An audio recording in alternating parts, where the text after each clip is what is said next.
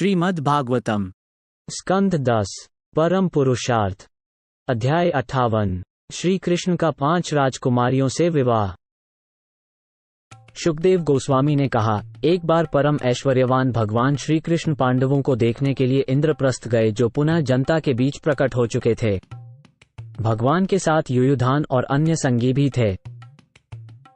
जब पांडवों ने देखा कि भगवान मुकुंद आ गए हैं, तो पृथा के वे वीर पुत्र एक साथ उसी तरह खड़े हो गए जिस तरह इंद्रियां प्राण के वापस आने पर सचेत हो जाती हैं।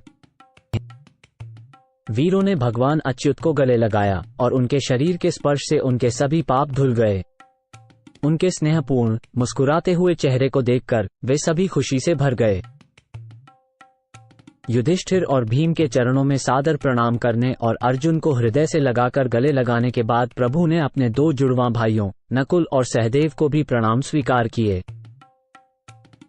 अवध्य पत्नी पांचाल नृपति द्रुपद की पतिव्रता धर्मप्रायण अगाध तेजस्विनी पांडवों की नवविवाहिता पत्नी रूपमती द्रौपदी धीरे धीरे कुछ लजाते हुए भगवान श्री कृष्ण के समीप गईं, जो उन्नत आसन पर विराजमान थे, और सिर झुकाकर प्रणाम किया।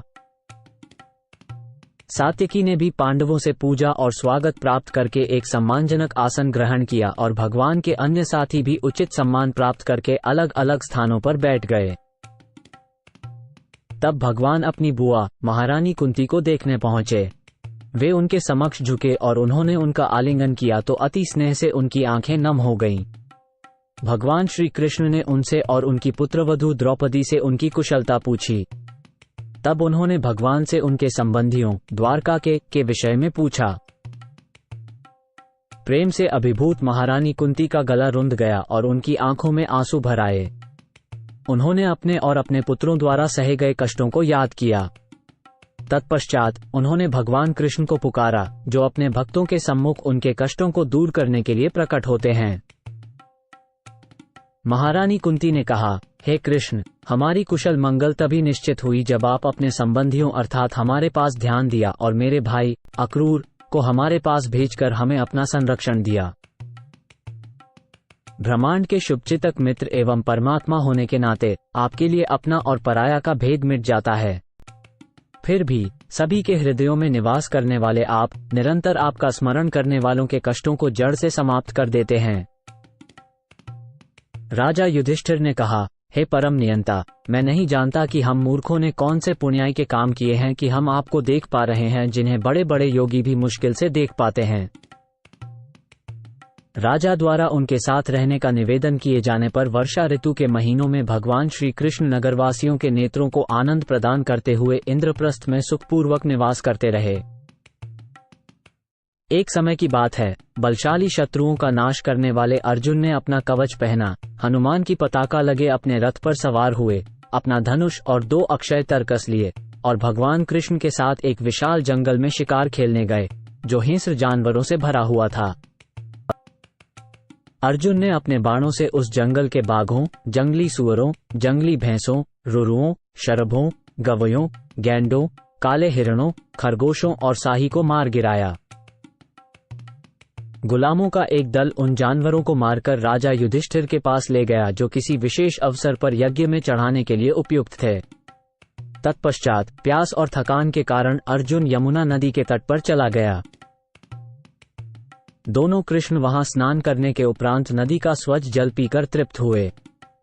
तभी दोनों महान योद्धाओं ने पास ही एक आकर्षक युवती को टहलते हुए देखा। अपने मित्र द्वारा भेजे जाने पर अर्जुन उस असाधारण युवती के पास गए। उसके सुंदर नितंब, उत्तम दांत और आकर्षक मुख थे। अर्जुन ने उससे इस प्रकार पूछा।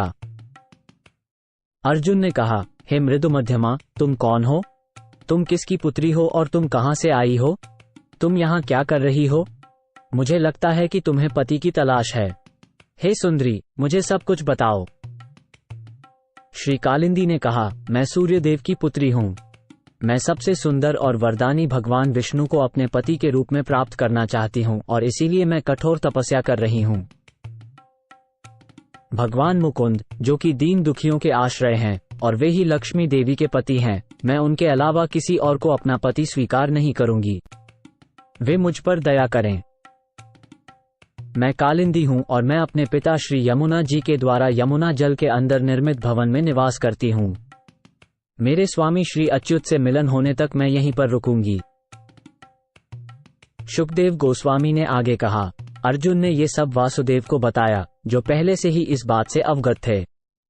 तब प्रभु ने कालिंदी को अपने रथ पर बैठाया और राजा युधिष्ठिर से मिलने वापस चले गए।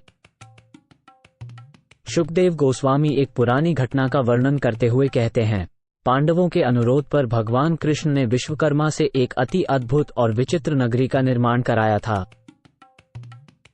अपने भक्तों को प्रसन्न करने के खातिर भगवान उस नगरी में कुछ दिन और रहते रहे। एक बार श्री कृष्ण ने अग्नि को खांडव वन दान में देना चाहा, इसलिए वे अर्जुन के सारथी बन गए।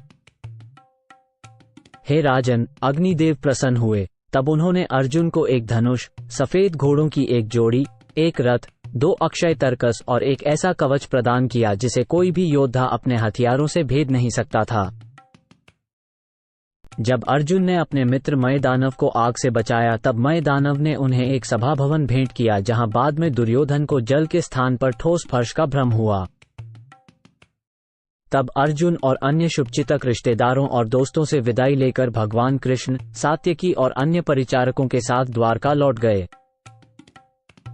तब परम ऐश्वर्यशाली भगवान ने कालिंदी के साथ उस दिन विवाह संपन्न किया, जिस दिन ऋतु, चंद्र, लग्न, सूर्य व अन्य ग्रहों का नक्षत्र सभी अनुकूल थे। इस प्रकार उन्होंने अपने भक्तों को परम आनंद प्रदान किया। अवधि के संयुक्त राजा विंध्य और अनुविद्य दुर्योधन के अनुयायी थे। जब उनकी बहन मित्रविदा स्वयंवर समारोह में अपना पति चुनने वाली थी, तो उन्होंने उसे कृष्ण को चुनने से मना कर दिया, यद्यपि वो उनके प्रति अत्यधिक आसक्त थी। हे राजन, अपनी बुआ राजाधिदेवी की कन्या मित्रविंदा को प्रतिद्वंद्वी राजाओं के सामने से प्रभु श्री कृष्ण बलपूर्वक ले गए। हे राजन, कौशल्य के अत्यंत धार्मिक राजा नगंजित की एक सुंदर बेटी थी, जिसका नाम सत्या, जिसे नागंजिती भी कहा जाता था।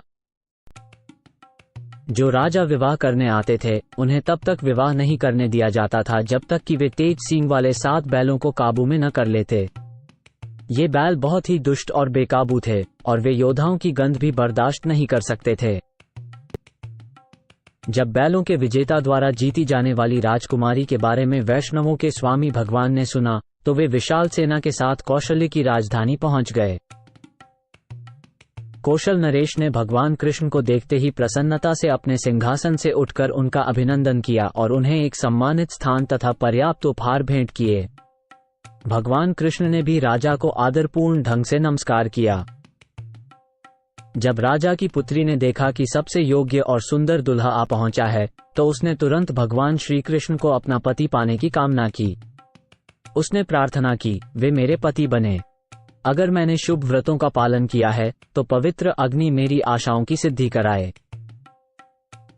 देवी लक्ष्मी, ब्रह्मा, शिव और सभी लोकों के शासक उनके चरण कमलों की धूल को अपने सिर पर धारण करते हैं। वो धर्म संहिताओं की रक्षा के लिए अलग अलग कालों में अवतार लेते हैं। ऐसे में भगवान मुझ पर कैसे प्रसन्न होंगे? राजा नगंजित ने पहले तो भगवान की समुचित पूजा की और तब उन्हें संबोधित किया, हे नारायण, हे विश्व के स्वामी, आप अपनी आध्यात्मिक महिमा से पूर्ण रहते हैं। अतः ये तुच्छ व्यक्ति आपके लिए क्या कर सकता है? श्री शुकदेव गोस्वामी ने कहा, हे कुरुवंशी, भगवान प्रसन्न थे और एक आरामदायक आसन ग्रहण कर उन्होंने मुस्कुराते हुए राजा से गहरी मेघ गर्जन जैसी आवाज में कहा। भगवान बोले, हे पुरुषों के स्वामी, विद्वान धर्म में रत राजकुमार से याचना को तिरस्कृत करते हैं। फिर भी तुम्हारी मित्रता की लालसा मुझे तुम्हारी कन्या मांगने को प्रेरित कर रही है, यद्यपि हम बदले में कुछ नहीं दे रहे। राजा ने कहा, हे प्रभु, आप जैसे दिव्य गुणों से सुशोभित और कौन है जो मेरी पुत्री के योग्य हो सकता है? आपके शरीर पर साक्षात लक्ष्मी सदैव वास करती हैं और किसी भी कारणवश वे आपको कभी नहीं छोड़ती। परंतु हे सात्वतों के सरदार, अपनी कन्या के लिए योग्य पत्नियों की पहचान करने के लिए मैंने पहले से ही स्थिति तय कर ली है, ताकि उनके पराक्रम की परीक्षा ली जा सके। वीर, ये 7 जंगली बैल वश में नहीं किए जा सकते हैं। इनके खूंखार बैलों ने अनेक राजकुमारों को परास्त किया है और अंगों को क्षत विक्षत कर दिया है। यदि तुम इन्हें वश में कर सकते हो, हे यदुकुल के वंशज, निःसंदेह, हे श्री के स्वामी, तब तुम ही मेरी पुत्री के उपयुक्त वर होगे। इन शर्तों को सुनकर भगवान ने अपने वस्त्र कस लिए, अपने आप को 7 रूपों में बढ़ा लिया और बड़ी आसानी से बैलों को अपने वश में कर लिया। भगवान शौरी ने उन बैलों को बांध लिया जिनका घमंड और बल अब टूट चुका था। फिर उन्होंने उन्हें रस्सियों से खींचा, जिस तरह कोई बालक खेल में लकड़ी के बने बैलों के खिलौनों को खींचता है। तब प्रसन्न एवं विस्मय से आप्लावित राजा नगंजित ने अपनी पुत्री भगवान कृष्ण को अर्पित कर दी। भगवान ने इस योग्य दुल्हन को वैदिक परंपरा के अनुरूप स्वीकार किया। राजकुमारी को श्री कृष्ण प्रियतम रूप में मिल जाने पर राजा की रानियों के मन में सबसे अधिक हर्ष हुआ और अत्यंत उत्सव भरा वातावरण बन गया। शंख, तुरही और ढोल बजने लगे, साथ ही गाने बजाने की आवाज और ब्राह्मणों द्वारा आशीर्वाद देने की ध्वनियों ने वातावरण को और भी खुशनुमाल बना दिया। खुशियां मना रहे पुरुषों और महिलाओं ने खुद को सुंदर कपड़ों और मालाओं से सजाया। राजा नगंजित ने दहेज में 10,000 गायें, 3,000 ऐसी दासियां दीं जिनके गले में सोने के आभूषण पहने थे और जो खूबसूरत वस्त्रों से सजी थीं। इसके साथ ही उसने 9,000 हाथी, हाथियों से 100 गुना ज्यादा रथ, रथों से 100 गुना ज्यादा घोड़े और घोड़ों से 100 गुना ज्यादा नौकर भी दिए। स्नेह से गदगद होकर कौशल के राजा ने दूल्हा दुल्हन को रथ पर बैठाया और फिर एक विशाल सेना के संग उन्हें विदा किया। जब स्वयंवर में उपस्थित असहिष्णु प्रतिद्वंद्वी राजाओं को सारी घटना का पता चला तो उन्होंने भगवान कृष्ण को उनकी दुल्हन को घर ले जाते हुए रास्ते में रोकने का प्रयास किया। लेकिन जिस प्रकार बैलों ने पहले राजाओं की शक्ति को तोड़ दिया था, उसी प्रकार अब यदुवीरों ने उनकी शक्ति को तोड़ दिया। गांडीव धनुष धारण करने वाले अर्जुन अपने मित्र कृष्ण को प्रसन्न करने के लिए हमेशा तत्पर रहते थे, इसलिए उन्होंने उन सभी प्रतिद्वंद्वियों को दूर भगा दिया जो भगवान पर बाणों की बरसात कर रहे थे। उन्होंने ये सब कुछ वैसे ही किया जैसे कोई शेर छोटे जानवरों को भगा देता है। तब यदुवंश के मुख्य भगवान देवकी सुत दहेज तथा सत्या को लेकर द्वारका गए और वहां सुखपूर्वक निवास करने लगे।